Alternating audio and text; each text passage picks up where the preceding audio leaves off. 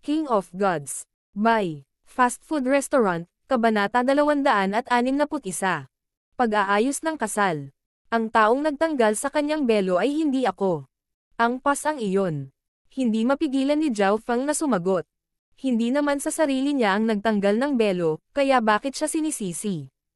Sa kritikal na sandali, sinubukan niyang hilahin ang maliit na pas ang magnanakaw sa tubig, ngunit ang munting bastos na iyon ay nagtago sa loob ng spiritual pet bag at nagsimulang matulog.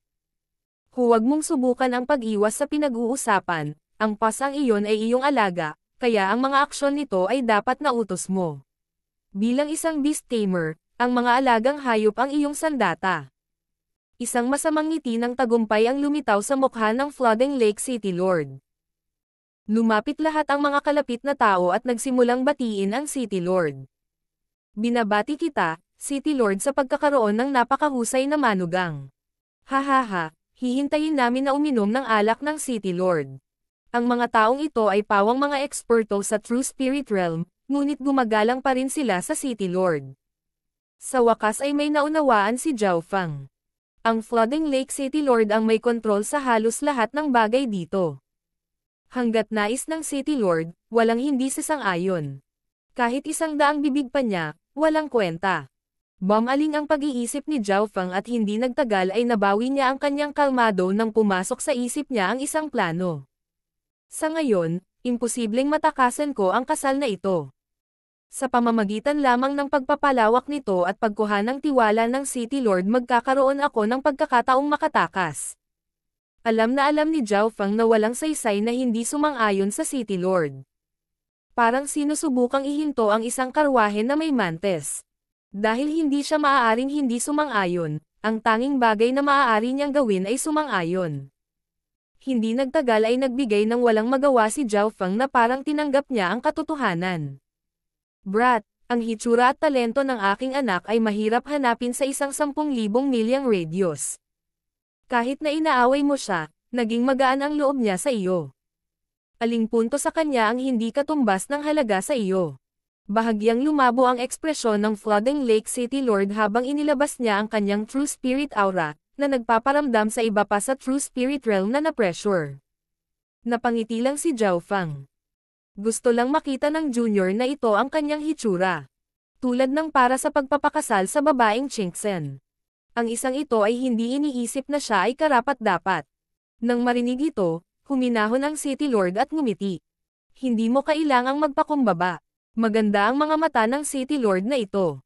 Napangiti ang mga tao sa malapit. Sa kanilang mga mata, si Zhao Feng ang umaakyat sa pamamagitan ng pagpapakasal sa anak na babae ng City Lord.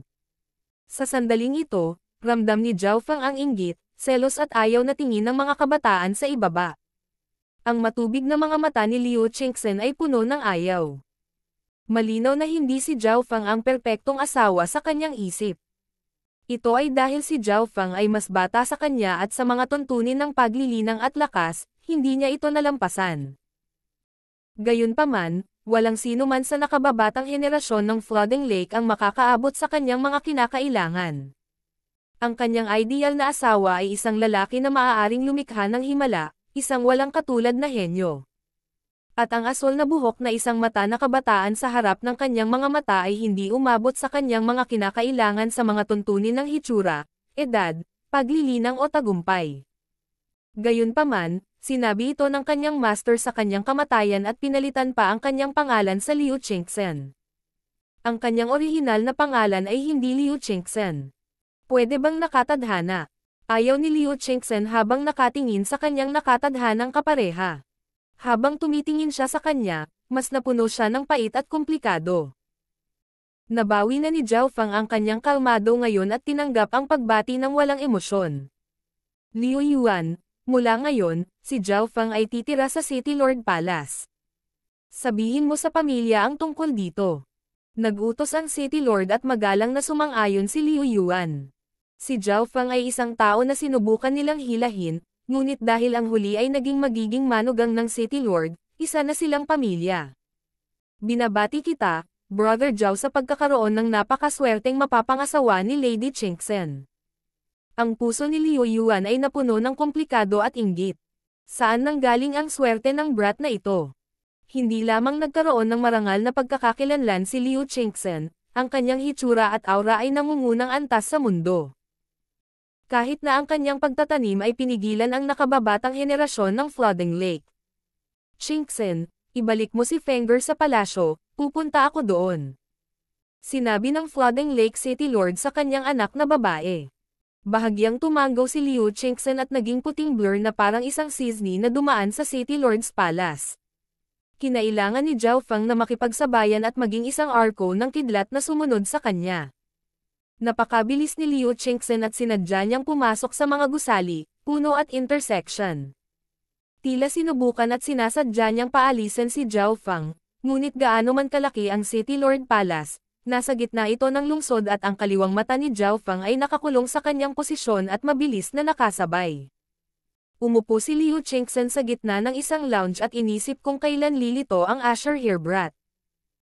Gayunpaman nang humihigop na siya ng kanyang tsaa, ang ugong ng kidlat ay lumitaw mula sa labas at si Zhao Feng ay casual na pumasok, nakaupo sa isang upuan sa tapat ni Liu Qingchen.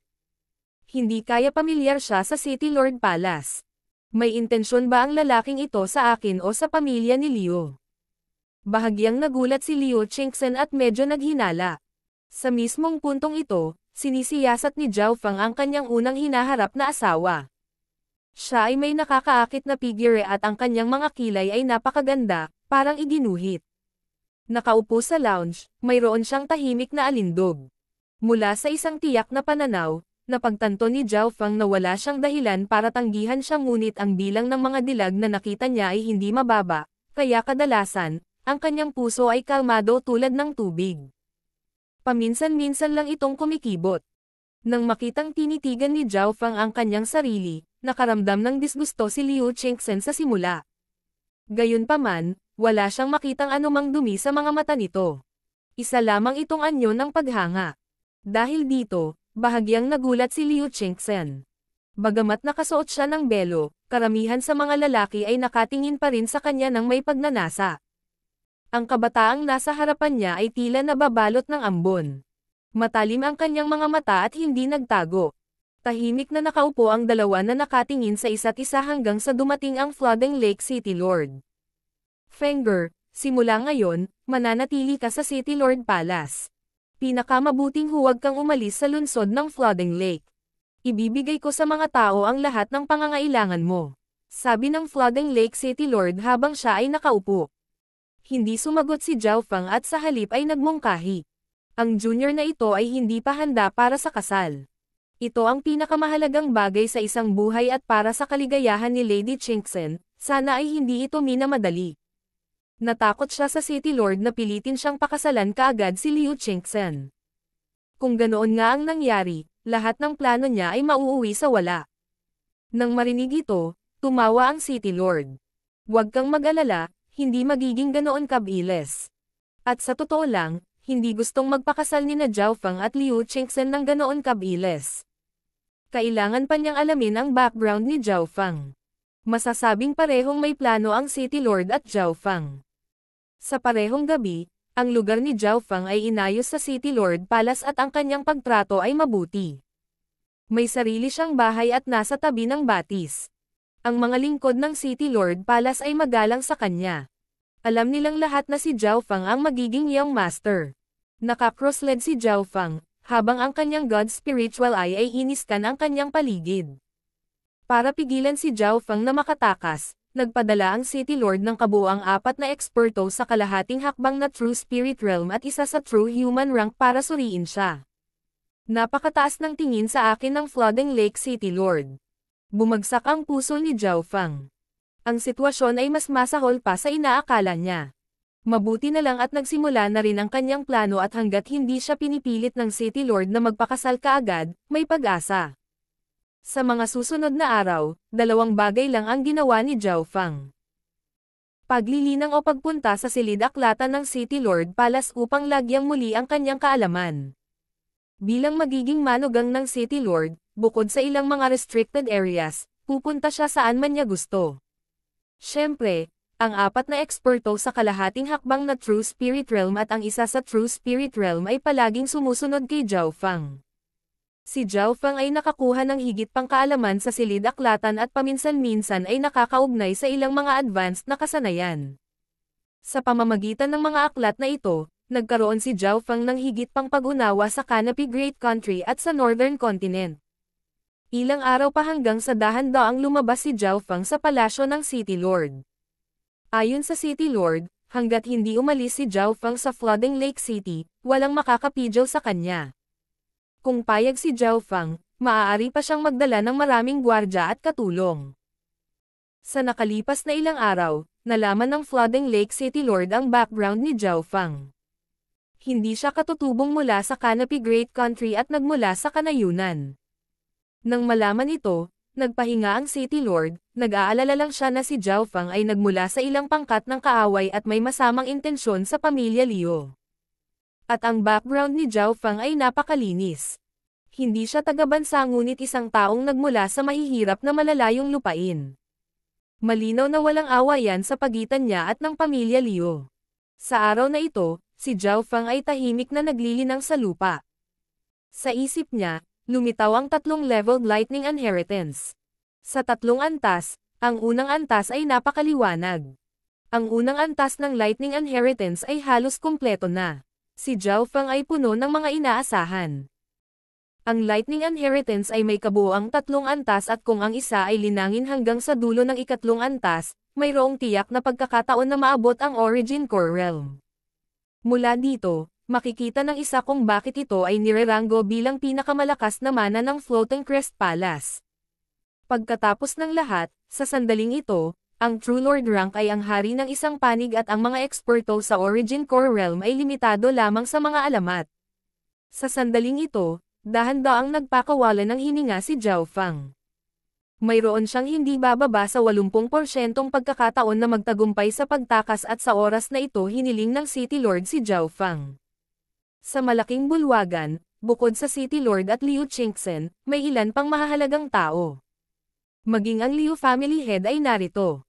Ang dahilan kung bakit hiniling ng City Lord si Zhao Feng ngayon ay dahil sa kasal. Zhao Feng, nakatakda ang kasal sa loob ng 6 na buwan, may problema ka ba? Tanong ng Flooding Lake City Lord. Wala, ang isang ito ay makikinig sa City Lord. Tila tinanggap ni Zhao Feng ang katotohanan at ang City Lord ay tumanggo sa kanyang ulo bilang kasiyahan. Sa kabilang banda, bahagyang nadismaya si Liu Qingxen. Gaano siya umaasa na matapang natatayo si Zhao Feng at tanggihan ang panukalang ito at ang City Lord. Kahit na haantong ito sa isang malagim na kamatayan. Mukhang kapareho siya ng ibang mga lalaki, hindi mapaglabanan ang ideya ng kaluwalhatian, kapangyarihan, kababaihan.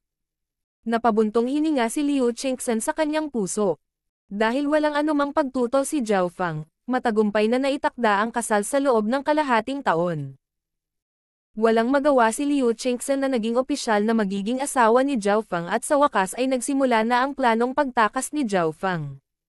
King of Gods, Kabanata 262. Alamat ng mata.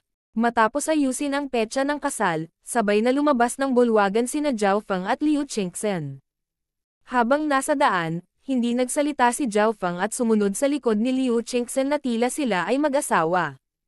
Nang sila ay papasok na sa anak na babae ng lugar ng City Lord. Tumigil ang figure ni Liu Qingxen at tumaas ang kanyang kilay. Para saan mo ako sinusundan? Ang kanyang ekspresyon ay malamig at ang kanyang impresyon kay Zhao Feng ay lalong bumaba. Kakaayos lang nila ng petsa ng kasal ngunit si Zhao Feng ay inip na. Sa katotohanang sinundan siya nito, parang may masamang balak siya.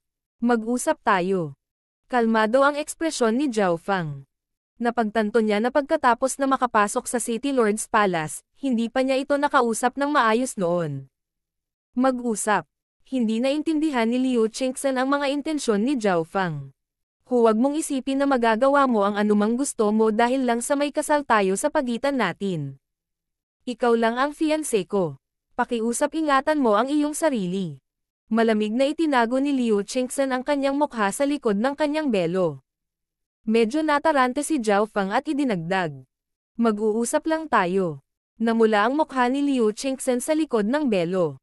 Ang mukha ni Zhao Feng ay ekspresyon at walang dumi sa kanyang mga mata. Parang gusto lang makipag-usap ng kalaban. Pakiusap.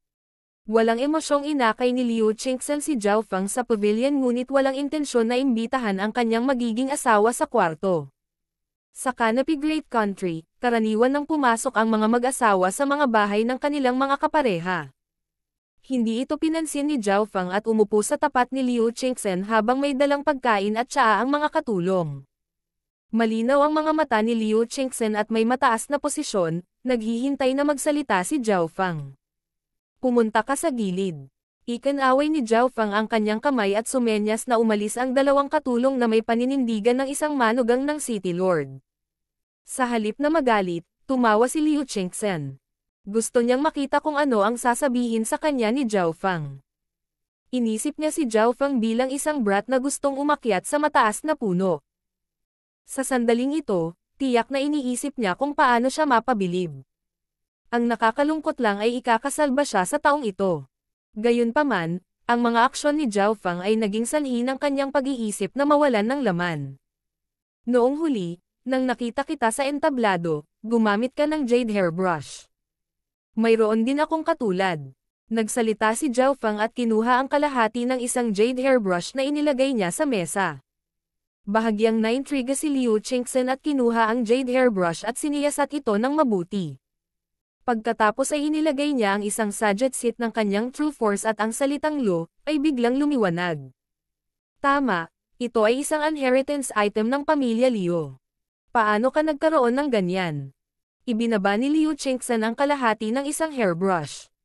Nang marinig ito, si Zhao Feng ay nagpahayag ng kagalakan. Ito ay isang bagay na ibinigay sa akin ng aking master. Maaari mo bang sabihin sa akin kung kanino ang hairbrush na ito? Bahagyang huminto si Liu Qingchen. Ito ang unang pagkakataon na nakita niya ang saya at pag-asa sa mukha ni Zhao Feng. Kung ikukumpara noong inaayos nila ang kasal, si Zhao Feng ay walang anumang emosyonal na pagbabago. Napagtanto ni Liu Qingchen na hindi niya nakikita ang kabataang ito. Parang walang pakialam ang fiancé niya sa magiging asawa niya. Ang ganitong uri ng item ay pag-aari lamang sa main at sa 7 branch ng pamilya Liu. Kung sino, ito ay magiging lihim ng pamilya Liu at kailangang kumpirmahin sa mga talaan. Umikot ang mga mata ni Liu Qingchen habang sumagot. Ibig sabihin, ang jade hairbrush na ito ay hindi nagmula sa iyong Flooding Lake Liu family. Tanong ni Zhao Feng. Tama iyan. Humigop ng tsaa si Liu Qingchen. Ha! Hindi maiwasan ni Zhao Feng ang bahagyang madismaya. Mukhang ang Liu Qingchen na nasa harap niya ay hindi bahagi ng parehong sangay na hinahanap niya, ngunit maaari niyang alisin ang higit pang mga tao gamit ang impormasyong ito. Ang may-ari ay magmumula sa pangunahing pamilya o sa 7 sangay na pamilya at ang Flooding Lake Liu na pamilya ang unang naalis. Nang malaman ito, lumabas ang listahan sa ulo ni Zhao Feng, at 2 tao na lang ang natitira. Empress Qingchen at Goddess Qingchen. Si Empress Qingchen ay isa sa mga asawa ng kasalukuyang emperor at si Goddess Qingchen ay isa sa mga elder ng sect Qin Sword Palace. Parehong sina Empress Qingchen at Goddess Qingchen ay mga pangunahing tauhan na hindi karaniwang nakikita. Salamat. Kung makumpirma mo kung saang branch nang galing ang hairbrush na ito, lubos akong magpapasalamat. Tumayo si Zhao Feng at umalis. Umupo si Liu Qingchen sa upuan na medyo naninigas. Nararamdaman niya ang pagkabigo ni Zhao Feng at kung paano ito walang interes sa kanya. Pwede bang? Pinuntahan niya ako para lang dito. Si Liu Qingchen ay labis na nagulat at nadismaya. Sa simula, naisip niya na si Zhao Feng ay naglalaro ng mahiwaga, ngunit pagkaraan ng ilang sandali ay hindi pa rin siya nakontak ni Zhao Feng. Si Zhao Feng ay walang oras upang maglaro dahil kailangan pa niyang gumawa ng maingat na paghahanda sa pagtakas. Ang unang hakbang ay upang ayusin ang Yin Shadow Cloak at ang pangalawa ay upang mapabuti ang kanyang cultivation pati na rin ang kanyang lakas. Halos naipon na ni Zhao Feng ang mga mapagkukunang kailangan para ayusin ang balabal at kulang na lang sa ilang item. Kung maaari kong ayusin ang Yin Shadow Cloak, ito ay lubos na madaragdagan ang aking pagkakataong makatakas. Napaisip si Zhao Feng. Pinakamabuting hindi malaman ng City Lord ang tungkol dito ngunit ang Yin Shadow Cloak ay nangangailangan ng master ng panday. Nag-imbestiga si Zhao Feng sa paligid at nakakita ng dalawang blacksmith masters na may matataas na status. Ang isa sa kanila ay nagkaroon ng magandang relasyon sa pamilya Liu habang ang isa naman ay sinasabing masama ang ugali at karaniwang nakikipag-ugnayan sa pamilya Liu. Tila nagkaroon ng tunggalian sa pagitan nila. Hahanapin ko ang panday na may masamang ugali. Ang kanyang mga kasanayan ay mas mahusay at ang pinakamahalaga, ang kanyang relasyon sa pamilyang Liu ay hindi masyadong maganda. Kinumpirma ni Zhao Feng ang kanyang target. Ang master ng panday na ito ay tinawag na Taigan Master at ang kanyang mga kasanayan ay nireranggo sa nangungunang 10 sa loob ng Canopy Great Country. Kahit na ang Flooding Lake Liu family ay hindi siya madaling masaktan. Gayunpaman, ang hirap na tulungan si Taigan Master ay ilang beses na mas mahirap at kailangan ni Zhao Feng na maghanda. Kailangan muna niyang hanapin ang mga libangan ni Taigan Master at nang walang kumpiyansa, si Zhao Feng ay hindi kikilos ng padalos-dalos. 2 buwan pagkatapos ayusin ang kasal, tahimik na nilinang ni Zhao Feng at naunawaan ang kanyang lightning inheritance pati na rin ang kanyang mental energy techniques na may kasamang kaunting beast tamang. Ang Flooding Lake City Lord ay nagbigay ng malaking kahalagahan sa kanya at nang makitang si Zhao Feng ay napakahirap na naglilinang, binigyan niya siya ng maraming spiritual pills at resources. Ang Canopy Great Country ay napakayaman at ang mga mapagkukunan na ibinigay ng City Lord kay Zhao Feng ay nakatulong ng husto sa kanya. 3 buwan pagkatapos ayusin ang kasal, ang cultivation ni Zhao Feng ay umabot sa pinakamataas ng 6th sky. Ang dahilan kung bakit mabilis itong bumangon ay dahil sa tulong na ibinigay ng City Lord pati na rin ang katotohanang minsang nahulog si Zhao Feng mula sa 7th hanggang 6th sky. May natitira pang 3 buwan. Malaki pa rin ang pagkakataong makabalik sa 7th sky at halos tapos na ang first level ng lightning inheritance. Masaya si Zhao Feng. Kapag may bakanting oras ang City Lord, paminsan-minsan ay binibigyan niya ng mga payo si Zhao Feng. Siyempre, ang pagiging isang beast tamer na si Zhao Feng ay paminsan-minsan ay sinasanay ang grupo ng mga mounts. Para dito, partikular na naunawaan ni Zhao Feng ang isang language technique na maaaring magpapahintulot sa kanya na makipag-ugnayan sa mga hayop at maunawaan ang kanilang wika. Sa katotohanan, ang language technique ay isang paggamit din ng mental energy. Hanggat natutunan ng isang tao ang kasanayang ito, maaari silang makipag-usap sa karamihan ng mga hayop. Sa City Lord Palace, may ilang lumilipad na hayop na nakarating sa True Spirit Realm na hindi natulungan ng mga normal na beast tamer. Gayunpaman, nang magkasamang umakyat si Zhao Feng at ang maliit na paws ang magnanakaw, matagumpay nilang malulutas ang bagay at matulungan sila. Ang munting paws ang magnanakaw ay hindi na kailangang matutunan ang language technique. Maaari itong makipag-ugnayan sa anumang halimaw na nalulugod. Gamit ang panlilinlang, pagsisinungaling at lahat ng uri ng pamamaraan, hindi nagtagal ay tinulungan ng munting paws ang magnanakaw at ni Zhao Feng ang mga bigong hayop na ito sa True Spirit Realm at ang mga aksyon ng huli ay ikinatuwa ng City Lord. Ang pinakamahalagang bagay ay si Zhao Feng ay lubos na masunurin at hindi man lang hinawakan ang kamay ng kanyang magiging asawa ni Minsan. Qingxen, huwag kang masyadong malamig sa kanya. Ilang beses sinabi ng Flooding Lake City Lord sa kanyang anak na babae. Hindi nakaimik si Liu Qingxen. Nanlamig siya kay Zhao Feng ngunit binaliwala ng huli ang kanyang pag-iral. Ama, ikakasal ba talaga sa akin sa isang batang lalaking ito? Hindi masaya si Liu Qingxen. Isang liwanag ang kumislap sa mga mata ng City Lord. Sa tingin mo ba ay isa lang ang mata niya? Sa tingin mo ba napakasakit ng mata ko? Maaaring ito ay... Naramdaman ni Liu Qingxen na ang kaliwang mata ni Zhao Feng ay naglalaman ng ilang sikreto dahil si Zhao Feng ay hindi mukhang normal na taong may isang mata na may magulong ugali. Sa kabaligtaran, siya ay kalmado at cool. Hindi simple ang bloodline ng brat na ito. Kung hindi ako nagkakamali, ito ay dapat na isang bihirang ay bloodline. May mga sinaunang talaan na nagsasaad na matapos ang dakilang sinaunang panahon, ang 8 mata ng Diyos ang namuno sa 8 panig ng mundo. Ang pananabik ay lumitaw sa mga mata ng City Lord. 8 dakilang mata ng Diyos. Sa tingin mo ba mayroon siyang isa sa kanila? Tanong ni Liu Qingxen. Imposible. Ang Flooding Lake City Lord ay umiling at ngumiti. Ito ay isang alamat lamang. Ang 8 Great God Eyes ay ang mga ninuno ng lahat ng eye bloodlines. Ang lahat ng eye bloodlines ay medyo nauugnay sa 8 God Eyes na ito.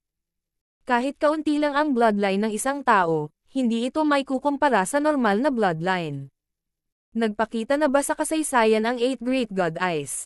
Hindi ngunit ilang libong taon na ang nakalipas isang alamat na may bloodline ng mata ang nagbukas ng Heaven's Legacy Inheritance. Siya ang kilalang Three-Eyed Heavenly Lord.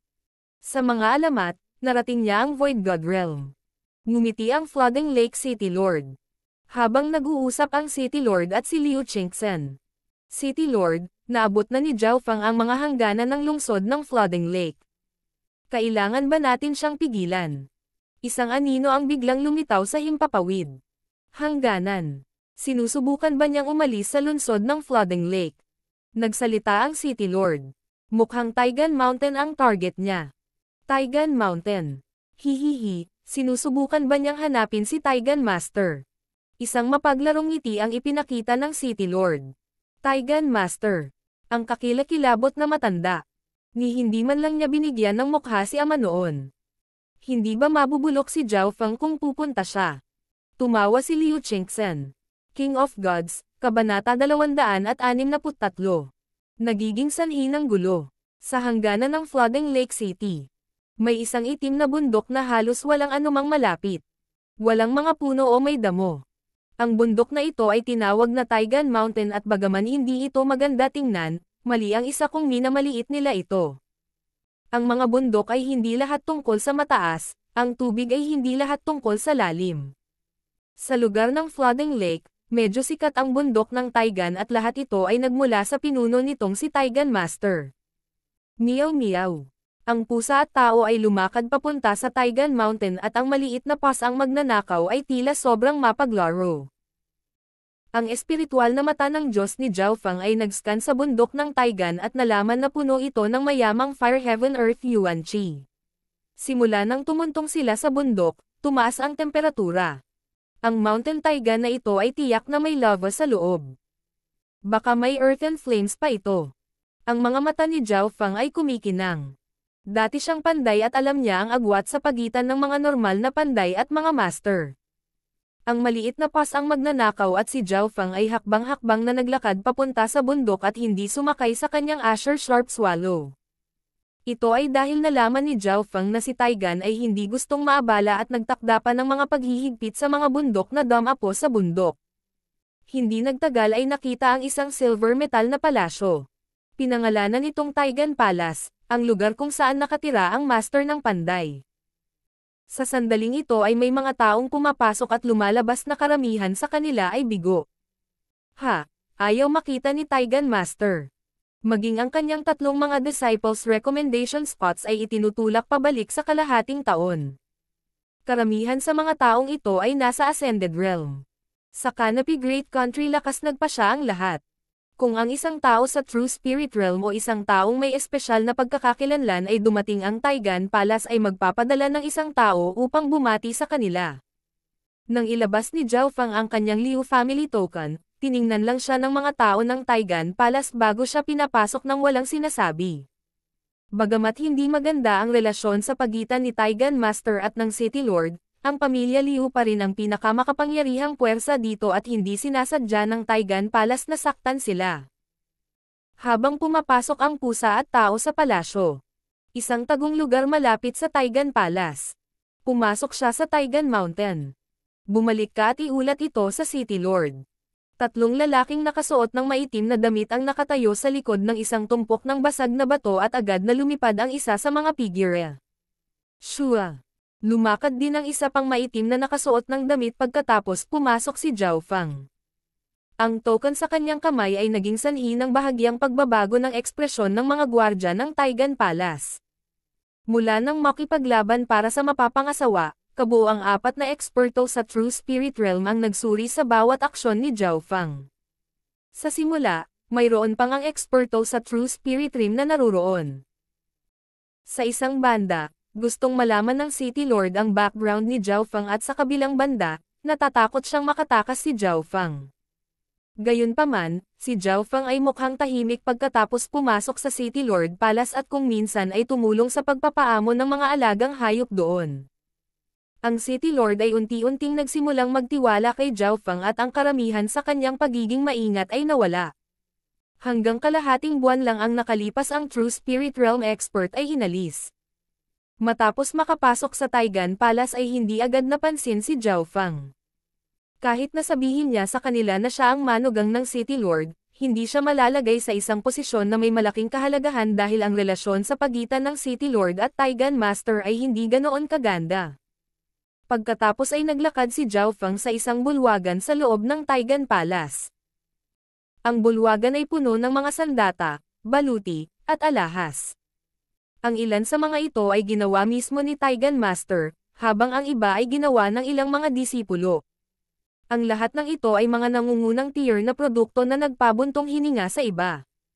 Binaliktad ni Zhao Feng ang ilang mga item at nalaman na kahit sino sa mga disipulo ni Taigan Master ay mas magaling pa kaysa sa mga nasa Broken Moon Clan. Tulad ng para sa mga produkto ng Taigan Master, sila ay perpekto. Napabuntong hininga ang mga manunood at napasigaw, kasama rito ang mga panday na nagmula rito mula sa malayo. Maraming mga eksperto o panday ang gustong bumili ng ilang mga item ngunit ang mga produkto dito ay maaaring hindi ibinebenta, kailangan ng kasunduan ng may-ari, o may napakataas na presyo, higit sa 10 beses ang halaga nito, sa lahat-lahat. Mahirap bumili ng item dito maliban kung mataas ang iyong cultivation at may status na makipag-usap ng diretsyo sa Taigan Palace. Ang mga bagay na ito ay higit pa sa pagpapakita at pagpapakita ng lakas ng Taigan Palaces. Kinuha ni Zhao Feng ang isang eskarlata na gintong mahabang espada at marahang hinawakan ito. Ang mismong mga bahagi ng espada ay pinagsama sa max at ang mismong espada ay nagmistulang salamin.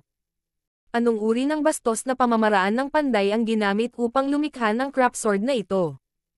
Ito ay magaspang at walang silbi. Isang nakakainis na boses ang narinig. Agad-agad, natahimik ang bulwagan at ang mga mata ng lahat ay dumapo sa isang asher na buhok. Sino ang brat na ito? Gaano siya maglakas loob na tingnan ang mga gawa ng Taigan Palace? Hindi ba siya ang manugang ng City Lord? Nag-usap ang mga tao sa bulwagan. Ang isang maliit na bilang ng mga tao ay nakilala si Zhao Feng. Ding! Tinapik ng daliri ni Zhao Feng ang espada. Ang material ay medyo maganda ngunit ang pamamaraan ng pagpapanday ay hindi sapat para sa halaga ng pamamaraan. Ang ibabaw lang ang maganda. Ipinilig niya ang kanyang ulo habang nagsasalita kaya nagtinginan ang mga tao. Little brother, anong ibig mong sabihin? Sabi ng isang panday sa malapit. Ang pangunahing material na ginamit dito ay purple metal gold. Ang pagpapadaloy ng tunay na puwersa mula sa purple metal gold ay medyo maganda at napakaganda ngunit ang kahinaan nito ay ang bigat at ang hang nito ay hindi sapat. Ang purple metal gold ay tumatagal ng higit sa 1/4 ng kabuuang timbang at bagaman ang kaunting mystic ice metal at training mystic iron ay idinagdag upang tumaas ang tigas at talas nito, ang timbang ay masyadong mababa at hindi maaaring magdulot ng pinsala. Ang tigas nito ay hindi pa umabot sa pinakamataas na antas. Laban sa isang purong gawang sandata, ang espadang ito ay napakadaling mabali. Umiling si Zhao Feng. Sa totoo lang, hindi halata ang kahinaan ng espada. Ito ay bahagyang magaan at hindi kasing tigas, ngunit hindi sa antas na ito. Ang dahilan kung bakit maraming purple metal gold ang ginamit ay para ang sword na ito ay makapagsagawa ng true force sa isang mataas na antas pati na rin makapagpataas ng pinsala. Ang gun ng timbang ay dahil ang salitang ito ay mas nakatuon sa bilis. Bukod dito, ang espadang ito ay para sa pagpapakita, kaya ang paggamit ng mas maraming purple metal gold. Gayunpaman, hindi ito nakikita ng mga normal na tao. Pagkatapos ng lahat, ang rate ng pagpapadaloy ng sword ay mataas at nagkaroon ng pagtaas sa bilis. Ang talas nito ay napakahusay at isang mahusay na sandata sa pangkalahatan. Kung tungkol sa tigas nito, hindi ito ang pinakamahusay ngunit hindi ito masama. Gayunpaman, ang mga mata ni Zhao Feng ay matalim at nakakakuha pa ng mga buto mula sa isang itlog. Nang marinig ang kanyang paliwanag, ang panday sa malapit ay hindi napigil ang tumanggo. Sa katunayan, hindi ito ganoon kagaling. Sino ang nangangahas na tingnan ang mga produkto ng Taigan Palace? Galit na sumugod ang mga alagad at panday ng Taigan Palace. Hihihi, Ganito ba kalakas ang dakilang Taigan Palace? Pinapayagan lamang nating purihin ang mga bagay at hindi pag-usapan ang mga kawalan nito. Malamig na tumawa si Zhao Feng at nagpatuloy. Ito lang ang una. Katamtaman ang tigas at gawa sa Mystic Ice Metal. Kapag nakasalubong nito ang isang fire elemental na sandata, ang kaibahan ng temperatura ay magiging sanhi ng pagbabago ng hugis nito at kahit na pumutok sa panahon ng labanan. Ang Mystic Ice Metal ay maaaring magpapataas ng pinsala, at pagkatapos ng panday, maaari nitong gawing kasing kinis ng salamin ng espada. Kahit dugo ay hindi maiiwan dito. Gayunpaman, ito ay para lamang sa hitsura ngunit para sa aktwal na labanan. Kakilakilabot. Nataranta ang mga kalapit na panday. Kung ginawa lang ito ni Zhao Feng, matatawa sila. Gayunpaman, ang mga salita ni Zhao Feng ay totoo at naglalaman ng kaalaman tungkol sa pamemeki sa kanyang paliwanag. Pagkatapos pag-usapan ang kawalan ng Purple Metal Sword, naglakad si Zhao Feng papunta sa malapit na itim na latigo. Tingnan mo, ang latigo na ito ay ginawa mula sa itim na pagpapanday ng malambot na bakal. Sa puntong ito, ang atensyon ng karamihan ay nakatuon kay Zhao Feng.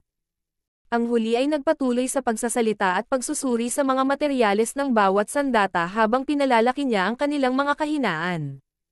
Ang mga panday ng Taigan Palace ay may mga patay na mata. Ang mga kilos ni Zhao Feng ay nangunguha ng mga buto mula sa isang itlog ngunit lahat ng mga problemang nakita niya ay labis na pinalaki. Paano niya malalaman ng malinaw ang bawat materyal? Kadalasan, ang mga master level na tao lang o may karanasang matatandang panday ang makakakita ng ganito sa isang sulyap lang. Hindi napigilan ng isa sa mga panday na huminga ng malalim. Mabilis. Mabilis. Tawagan mo ang 3 core na mga disipulo. Ang unang nakatatandang kapatid ay nasa pag-iisa, nagpapanday ng isang bagay. Wala rito ang pangalawang senior na kapatid at kasalukuyang nakikita ang pangatlong senior brother sa True Spirit Realm. Nataranta ang mga panday ng Taigan Palace. Lahat sila ay natakot kay Zhao Feng at hindi sila makapagsalita ng sinuman para sumagot. Ang mas nakakatakot ay ang mga bagay na nasa kamay ni Zhao Feng ay random na pinili. Kung magpapatuloy ito, madungisan ang pangalan ng Taigan Palace. Nandito ang lalaking ito para magdulot ng kaguluhan. Huminga ng malalim ang mga panday at sa wakas ay may napagtanto. Dapat ba natin siyang paalisan? Hindi. Nagtataglay siya ng token ng pamilya Liu at manugang din siya ng City Lord. Ang relasyon sa pagitan ng City Lord at Master ay hindi maganda. Nandito ba siya ayon sa kagustuhan ng City Lord? Kahit na ang Taigan Palace ay may mga eksperto sa True Spirit Realm, hindi nila alam kung ano ang gagawin. Ito ang teritoryo ng Flooding Lake City at kakaiba ang pagkakakilanlan ni Zhao Feng. Sa likod niya ay ang Flooding Lake City Lord. Hindi sila naglakas loob na kumilos ng padalos-dalos. Ang mas mahalaga ay tama lahat ang mga puntong ginawa ni Zhao Feng at napagkasundoan ng ilang panday sa malapit. Kung pilit na pinaalis ng Taigan Palace si Zhao Feng, hindi ba ibig sabihin nun ay natatakot sila? Sino ang nangangahas na gumawa ng kaguluhan sa aking Taigan Palace? Isang dagandong ang umalangaw-ngaw at mula sa langit, bumaba ang isang aura ng True Spirit Realm. Ang aura na ito ay mas malakas pa kaysa sa First Elder at napakalapit sa True Mystic rank. Master. Taigan Master. Tumalon ang puso ng mga tao sa loob ng bulwagan. Sa sandaling matapos ang kanyang pangungusap, isang matangkad na figure na pula ang lumitaw sa bulwagan na may martilyo sa kanyang mga kamay. Lumitaw sa paligid niya ang isang surge ng apoy na 1 yarda ang taas, na tila nakakatakot.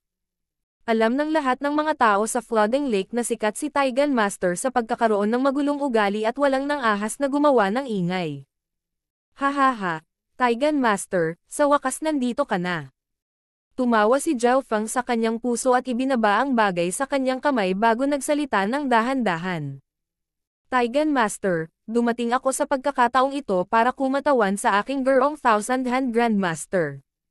Para hamanin ka, King of Gods, Kabanata 264. Tagumpay. Sa Flooding Lake City. Sa pag-uulat sa City Lord, kinumpirma namin na si Zhao Feng ay nakapasok na sa Taigan Mountain. Sabi ng isang figurang nababalot ng kadiliman. Tumango ang City Lord. Ito ay hindi sa labas ng kanyang inaasahan. Malamang nagpunta si Zhao Feng sa Taigan Mountain upang makita ang bundok ng Panday. Ano pa ang meron? Mukhang walang balak umalis ang figure. Ang dahilan kung bakit nagpunta si Zhao Feng sa Taigan Mountain ay tila dahil gusto niyang magdulot ng gulo. Bahagyang nag-aalangan na sabi ng figure. Magdulot ng gulo. Nagpalitan ng tingin ang flooding Lake City at Liu Qingxen. Ang kanilang mga unang reaksyon ay, si Zhao Feng ay may tapang. Anong uri ng tao si Taigan Master? Bukod sa katotohanan na siya ay nasa True Spirit Realm, una rin siyang nireranggo sa Flooding Lake area sa mga tuntunin ng pagpapanday. Sa buong Canopy Great Country, maaari siyang may rank sa nangungunang 10. Kahit na masama ang relasyon sa pagitan ng City Lord at Taigan Master, walang nagawa ang una sa huli. Kung talagang pupunta doon si Zhao Feng para magdulot ng gulo, magiging problema ito. Ang Flooding Lake City Lord ay may solemne na ekspresyon. Ang pagkakakilanlan ni Zhao Feng ay lubhang kakaiba. Hindi lang siya nirepresenta ang sarili niya, kinatawan din niya ang City Lord dahil siya ang manugang ng huli. Ang relasyon sa pagitan ng City Lord at Taigan Master ay orihinal na masama at kung magpapatuloy si Zhao Feng, iisipin ng lahat na ito ay dahil sa City Lord. Ama, ang cultivation ni Taigan Master ay hindi pa umabot sa True Mystic rank at hindi man lang isang Grandmaster Blacksmith, bakit tayo nag-iingat sa kanya? Tanong ni Liu Qingxen, medyo naguguluhan.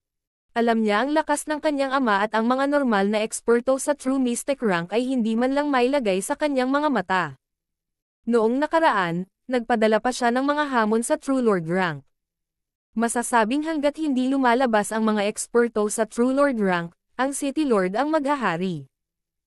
Ang gayong figure ay hindi dapat maging maingat sa isang master ng Panday. Hindi masyadong simple si Taigan Master. Siya ay may malapit na kaugnayan sa Iron Blood Religion. Malamang, siya ang Panday ng Iron Blood Religion. Habang nagsasalita ang City Lord, lalong nagsalubong ang kanyang mga kilay. Iron Blood Religion. Nang marinig ito, nagbago ang ekspresyon ni Liu Qingxen. Si Zhao Feng ay napahamak. Sa Canopy Great Country, ang Imperial, ang 3 sekta, at ang 4 na pamilya ay may ganap na kontrol. Kabilang sa 3 sekta ay ang Iron Blood Religion na ang kapangyarihan ay higit pa sa pangunahing pamilyang Liu at Qin Sword Palace. Maging ang pangunahing pamilyang Liu ay nag-iingat sa Iron Blood Religion at hindi sila nang ahas na saktan sila. Ang kasalukuyang sitwasyon sa pagitan ng Imperial at Iron Blood Religion ay parang apoy at tubig. Bagaman ang mga Imperial ay ang mga pinuno sa pangalan, ang Iron Blood Religion ay ang pinakadakilang relihiyon sa bansa at may napakalaking kapangyarihan. Hindi, kailangan kong pumunta mismo sa Taigan Mountain. Habang nagsasalita siya, nawala ang Flooding Lake City Lord at narinig ang tunog ng sipol ng hangin. Pupunta rin ako. Ang mga mata ni Liu Qingxen ay napuno ng lamig at kaunting schadenfreude. Ito ay magtuturo sa kanya ng aral sa paggamit ng kanyang pagkakakilanlan bilang manugang ng City Lord. Ngayon ay nataman na siya. Sa Taigan Palace, natahimik ang bulwagan nang bumaba si Taigan Master. Naparito ako sa pagkakataong ito para kumatawan sa aking Gurong Thousand Hand Grandmaster. Para hamanin ka, si Zhao Feng lang ang may ngiti. Lumakas ang apoy sa katawan ni Taigan Master. Halatang nasa bingit na siya ng pagsabog. Gayunpaman, habang nagsasalita si Zhao Feng, namatay ang apoy ni Taigan Master. Thousand Hand Grandmaster. Nanlamig ang katawan ni Taigan Master na may naguguluhang ekspresyon. Ang isang Grandmaster ay malinaw na mas mataas kaysa sa isang Master. Ang Thousand Hand Grandmaster ay nagulat kay Taigan Master. Magaling ba ang isang Master? Mas mabuti ba ito kaysa sa isang Grandmaster? Siyempre, ang Thousand Hand Grandmaster ay isang pangalan na random na ginamit ni Zhao Feng upang takutin ang mga tao. Thousand Hand Grandmaster. Ang kontinente ay walang mga bagong master ng Panday. Ang pinakamalapit na master ng Panday sa Northern Continent ay namatay 100 taon na ang nakalilipas. Tumaas ang usapan sa bulwagan. Wala silang narinig na sino mang tinatawag na Thousand Hand Grandmaster. Hindi bababasa, hindi sa Northern Continent. Brat, kung nandito ka talaga para manggulo sa Taigan Palace, hindi magiging madali sa iyo ang matandang ito kahit na manugang ka ng City Lord. May mga labi pa rin ng galit sa mukha ni Taigan Master at may bahid ng panlalamig sa boses nito. Gayunpaman, hindi siya gumawa ng biglaang paggalaw.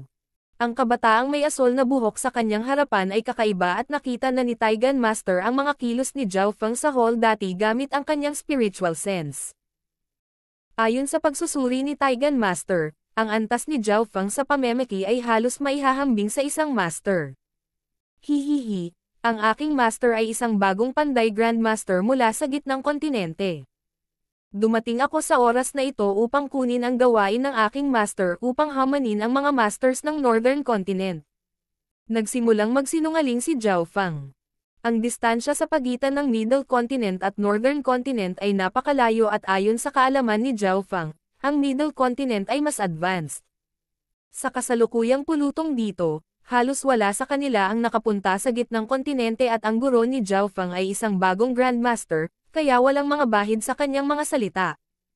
Gawa ng isang Grandmaster. Naningkit ang mga mata ni Taigan Master. Pinitik ni Zhao Feng ang kanyang mga daliri. Miyaw miyaw. Ang maliit na pas ang magnanakaw ay naglabas ng isang prasko na mas malaki kaysa sa sarili at matako na uminom ng alak ng sabay.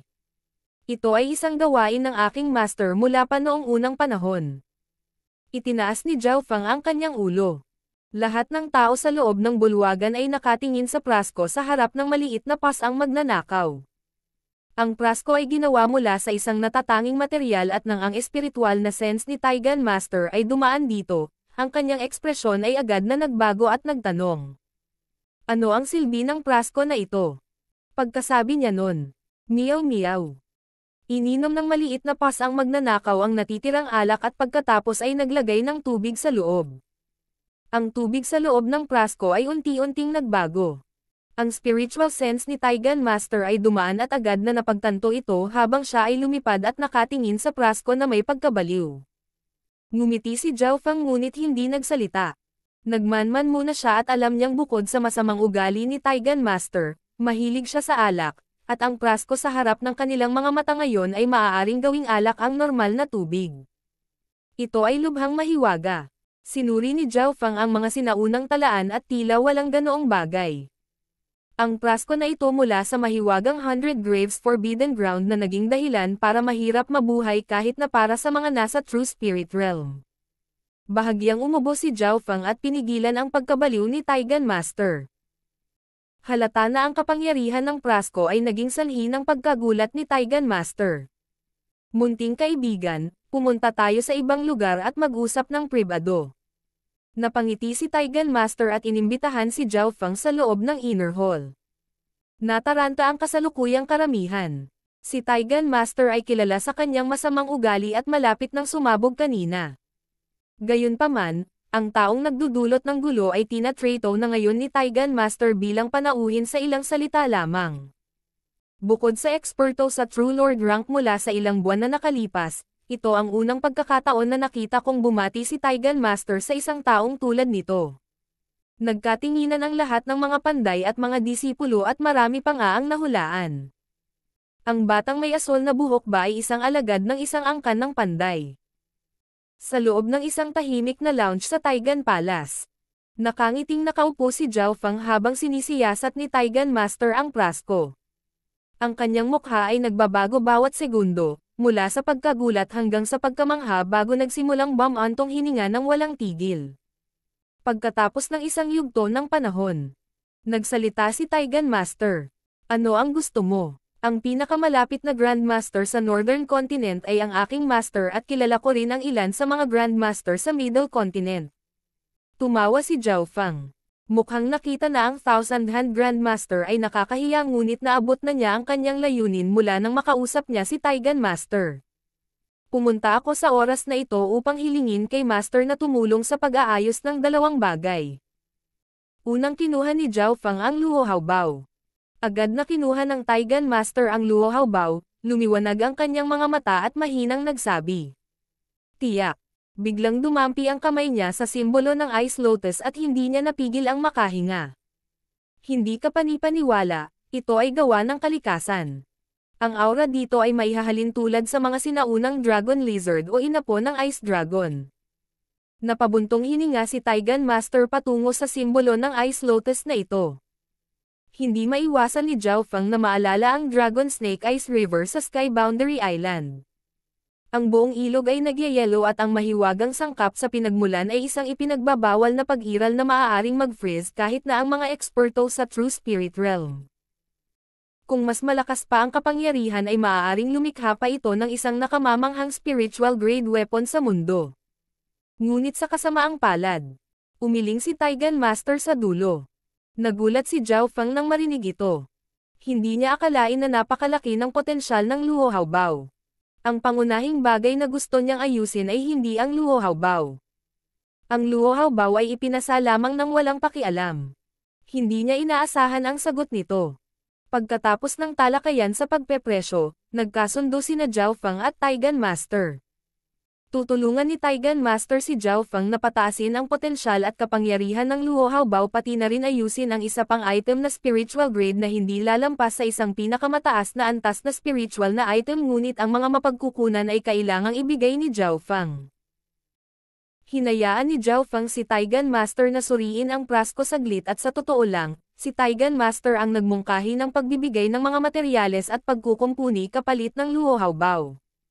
Gayunpaman, dahil sa hindi pagkakasundo ng maliit na magnanakaw na pusa, nauwi ito sa kabiguan. Matapos ang deal, sinadyang sinubukan ni Taigan Master na makita ang level ni Zhao Feng sa panday ngunit napagtanto na si Zhao Feng ay limitado lamang sa teorya. Ang kakayahan ni Zhao Feng sa pag-aaral ay nagbigay daan sa kanya na maunawaan ang medisina, arrays, at pagpapanday dahil ang lahat ng kaalaman ay kinopya sa kanyang isip ng God's Spiritual Eye. Sa makatuwid, alam ni Zhao Feng ang lahat ng mapagkukunan pati na rin ang mga gamit nito. Ang mga mata ng munting kaibigan ay mahusay at may hindi kapani-paniwalang talento, tunay na isang mahuhusay na henyo sa panday. Handa ka bang pumasok sa mundo ng mga panday kasama ako? Namumula ang mga mata ni Taigan Master.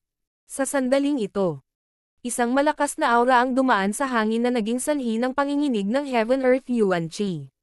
Maaari ko bang itanong kung bakit personal na dumating ang City Lord? Nagbago ang ekspresyon ng True Spirit Realm expert na nagbabantay sa Taigan Mountain. Ang Flooding Lake City Lord ay nagtanong. Nandito ba ang aking masungit na manugang? Kung nagdulot man siya ng anumang problema, sana ay mapatawad siya ng mga kapwa niya Taigan Mountain Daoist.